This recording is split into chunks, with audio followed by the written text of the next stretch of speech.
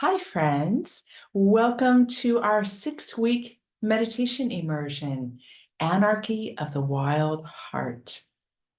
And this will be a Lenten-inspired series. The sessions will be largely pre-recorded, but if you know me, they're recorded fresh. I'll do them individually so that I can be present to the group. We have about 34 people that are a part of this immersion. And as I'm present to the group, then deeper and hopefully intuitively synchronistic inspirations will come forward that will be at the service of you. Because this wild heart, it is the collective wild heart, and it is your wild heart. Now, this first day, Sunday, the first Sunday in Lent, if you are connected with the Christian tradition at all, is a setup for our time together. This means that today there is not a meditation practice. Normally, the recordings will be 20 to 30 minutes and will include a quick reflection on the theme and an immersion into a practice so that you can explore the theme in your body, your mind, and your heart.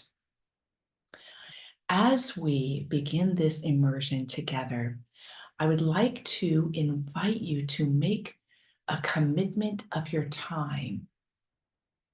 It can be really easy knowing that recordings are going to come into your inbox to say, oh, I'll fit that in. I've got a day's full of things to do, and I'm sure around 4 o'clock I'll have time and I'll sit down and do it. That is not always so helpful because our society is geared to really leave time evaporated in our hands. So I'd like to invite you here and now to sit down with your calendar and to look, when will I do this meditation? Because even though you're doing it pre-recorded, solitary, you're doing it as part of our group.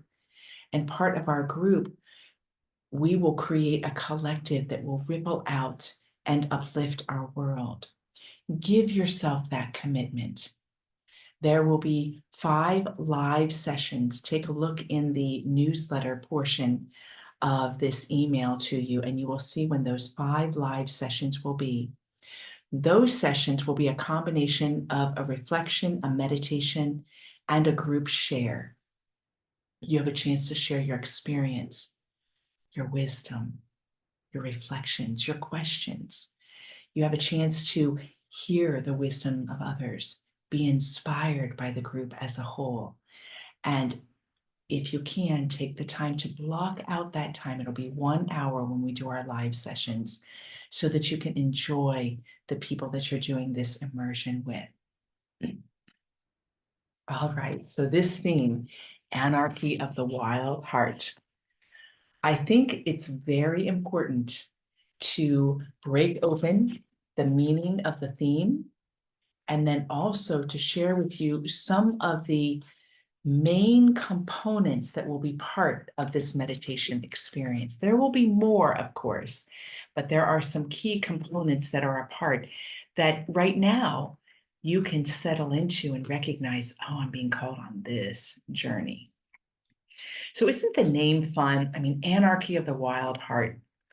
In a world that has so many systems and structures, it can be refreshing to hear the use of the word wild. It can be refreshing. It can be a little scary to open up to the possibility that you have a wild nature that's looking to be unleashed. And anarchy is not a word that's used a lot in spirituality, and that's specifically why I chose it. So if you read the introduction to this series, you would see that when I looked into the etymology, that it basically comes down to anarchy is without ruler, without authority. Now that seems lawless, right? And lawless, what do we connote with lawlessness? Criminals, deviants, evildoers, people who are disrupting something good. That's oftentimes what can be attached into the word anarchy. But what can be missed that's there as well, and maybe you already believe this, is that anarchy also is the important component of being free of the limitations of our rules and our senses of order and our structures.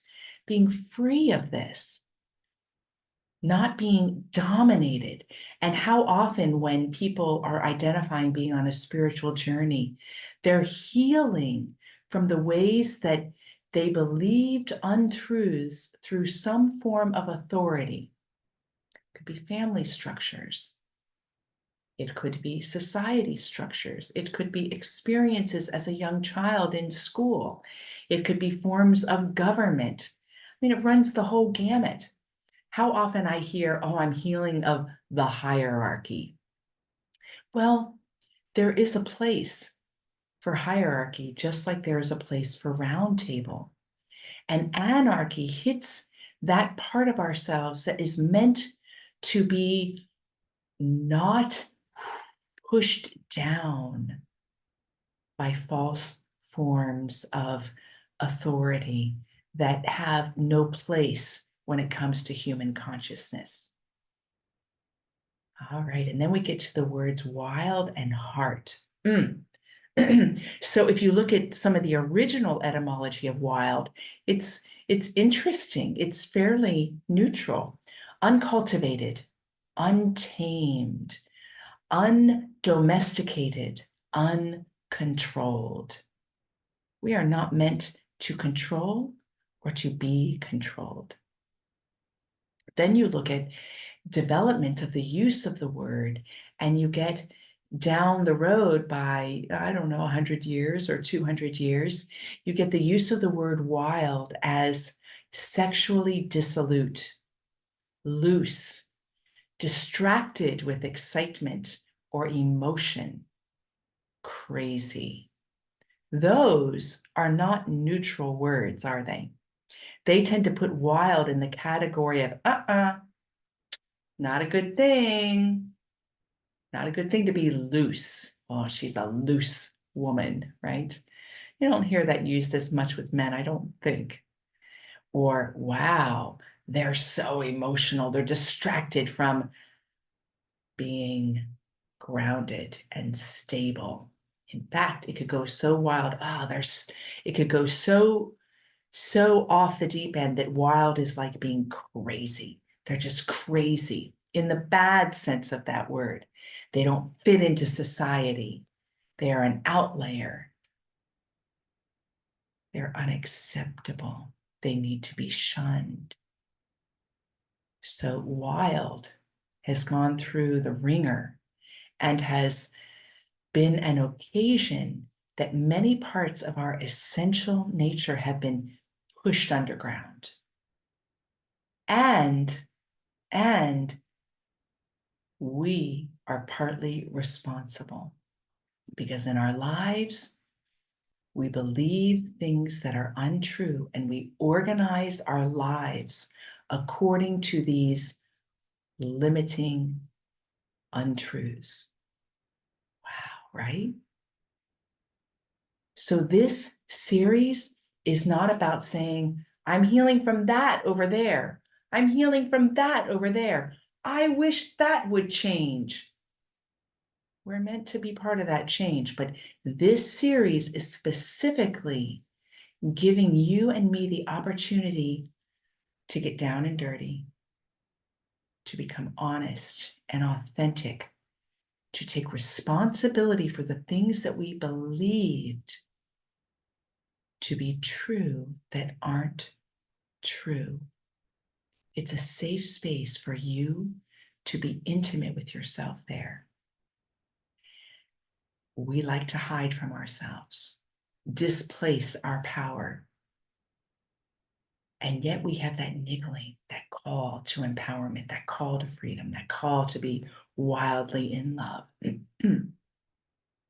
We, as Don Miguel Ruiz says so well, are our own domesticators. This series is about approaching that with tenderness and honesty. That's the point of liberation, my friends. That's the point.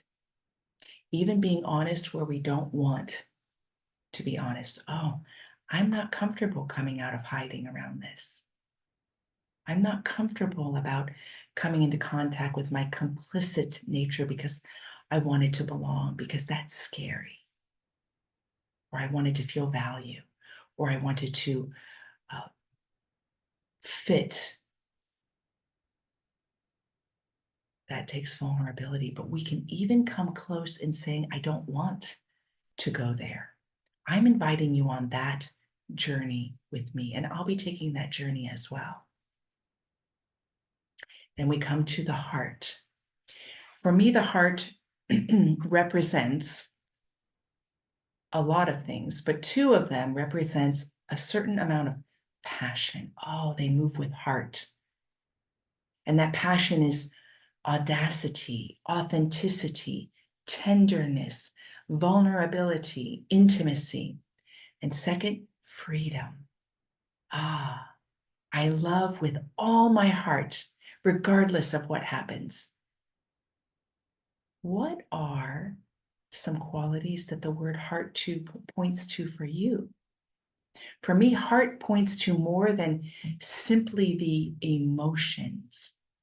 It points to a deeper part of my essential nature that is a certain pulsing for life, a driving force of divine desire. That's what I'm speaking to. I'm going to try not to get caught up in mental gymnastics of, is it soul? Is it not soul? We're not going there theologically. Let's just use this as an entry point for what it connotes to you and what it connotes to me. And that's what it represents to me. Now, there are 5 elements that this series is geared to, is being at the service of. There are more than that, but I want to name 5 of the core ones. The first is the identifying and the dissolving of core beliefs that you have that create limiting structures to your life. This is not core beliefs that limit the world. We're not going to postulate and take postures for and against things. We're going to get close and really begin to understand what these beliefs are. Yes, where they came from, but that story of where they came from is not so important. Not in the final transformation process. We want to honor the story and be heard and seen. But the change comes from you in the moment, in direct relationship with the core belief that creates the limiting structures. Second, practices will be involved to move your energy. Some of them will be intentionally targeted.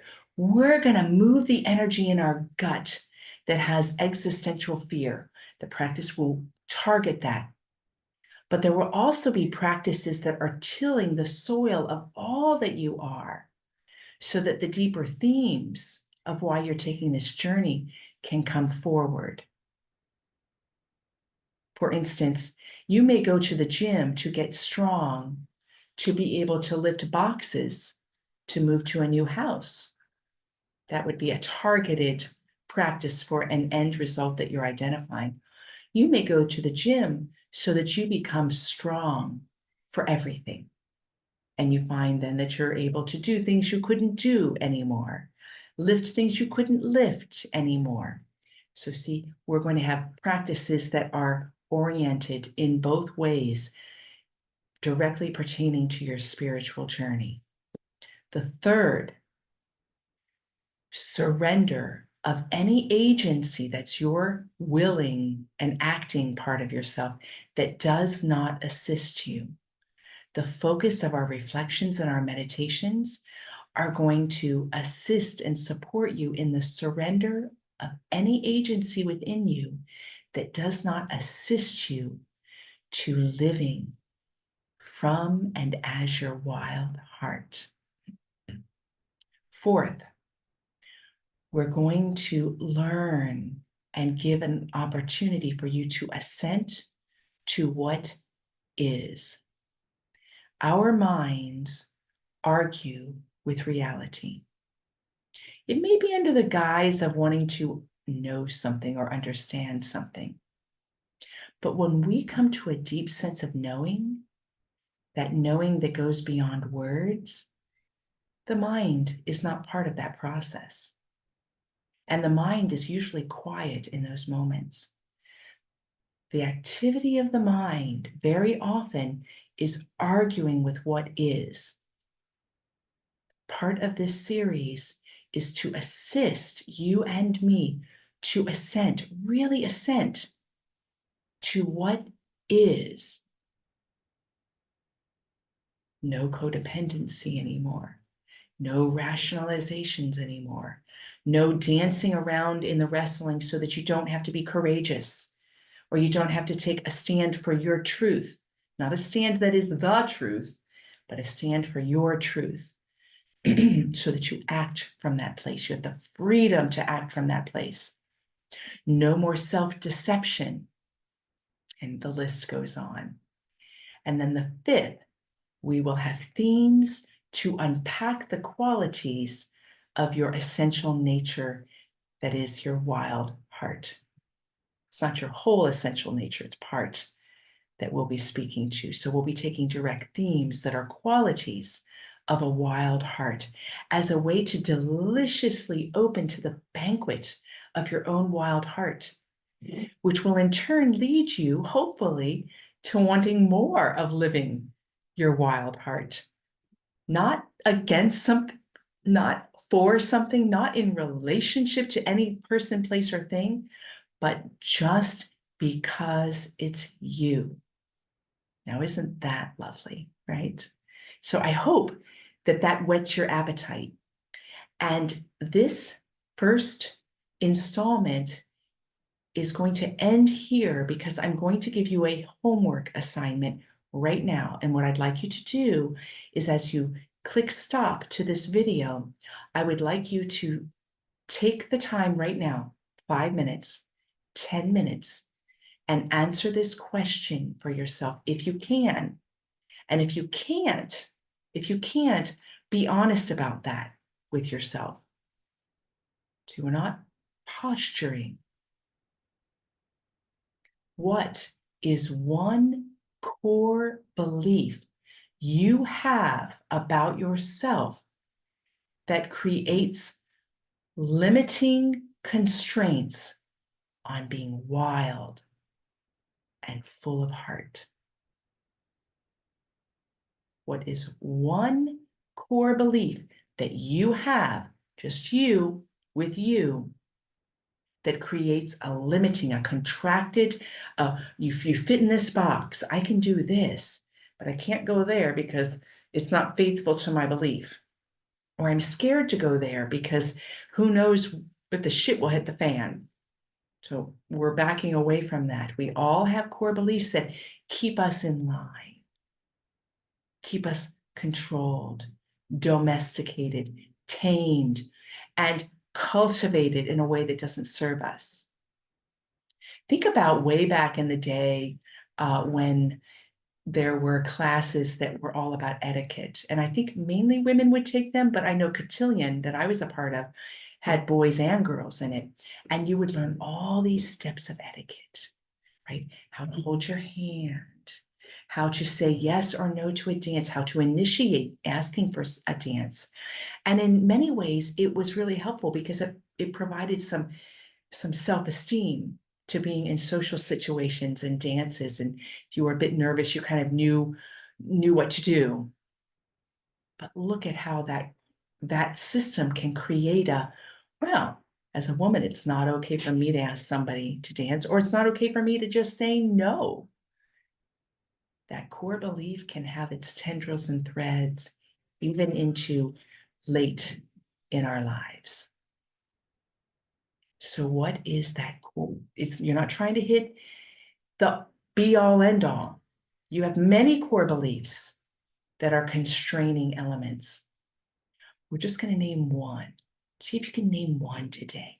And again, if you can't, see if you can get close to naming one. I leave you here, and I look forward to our meditation tomorrow. Blessings, my friend.